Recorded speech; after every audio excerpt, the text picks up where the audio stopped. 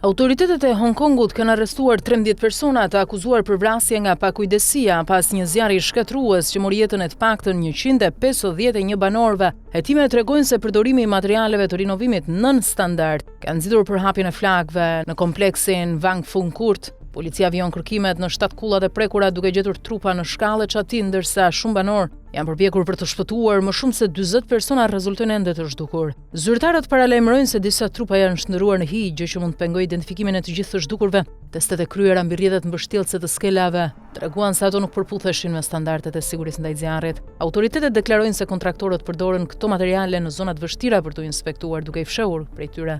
Hetimi vazhdon ndërsa qyteti përballet me një nga tragjeditë më të rënda urbane në historinë e tij, të paktën në 70 vitet e fundit. Ngjarja ka shkaktuar një tronditje të madhe në qytet dhe ka ngritur pyetje serioze mbi standardet e sigurisë në ndërtesa dhe mënyrën se si inspektorët monitorojnë punimet. Autoritetet zotohen për hetim të thelluar dhe masa për të parandaluar tragjedi të ngjashme në të ardhmen. Ndërkohë, fatkeqësisht, nga ora në orë, bilanci i viktimave bëhet edhe më tragjik.